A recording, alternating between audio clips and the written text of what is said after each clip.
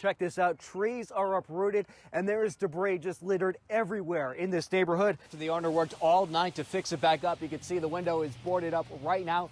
Miraculously, no one inside or outside the store was hurt. Those cleanup efforts did appear to make a difference, but the damage here is just so insurmountable. Take a look. You have debris just lying everywhere, even a roof over there. Chief Jim Blocker says his department is not giving up until this suspect is in custody. Meanwhile, King's family is continuing their crusade for justice. Uber always recommends riding in the back seat and making sure the child lock system is off. In the South Carolina case, police say the man activated the child lock system.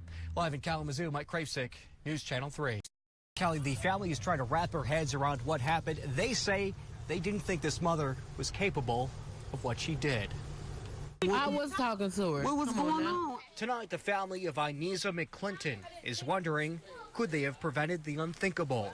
Never in a million years would I have thought that she had it plotted, a plan. Last night, she said she was going to grab her children, and that was it. She never came back.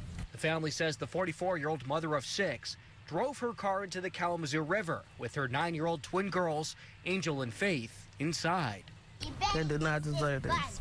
So smart and beautiful, you know, charming. Oh, I love them. Oh, I miss them so much. Police say McClinton dropped off her 2 grandkids at this nearby Walgreens before she drove into the river. She wanted to spare them, because she could have took them with her, but she didn't. Aneza's daughter, Tashiron, was with her mother just hours before it happened. She was talking about she was tired and she was sad and lonely. And in their final moments together, Her last words, she was trying to tell me something. She told me she had something to tell me, but when I asked her what was it, she couldn't really get it out. now as police continue this investigation, the family is now faced with planning 3 different funerals.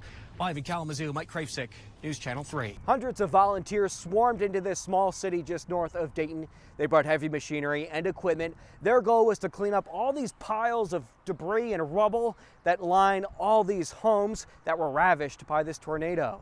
That was just a gaping, humongous hole.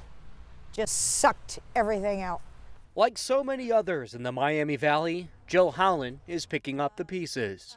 This is our living room wall, where it was our living room wall. Howland isn't the only one trying to figure out what to do next. Thank you so much. You're very welcome.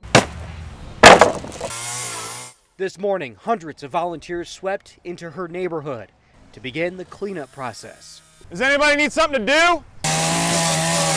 Volunteers with the Living City Project headed out in each of the 6 hardest hit communities around Dayton. So today is mostly curb, getting it loaded out and out of the neighborhood. Which area are you working in specifically here?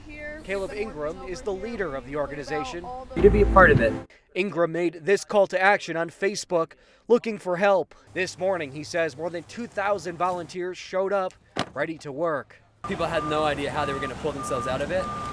They didn't have to pull themselves out of it because the community is coming around them to pull them up with them. These volunteers on the ground say they're committed to their mission. It's a marathon, not a sprint.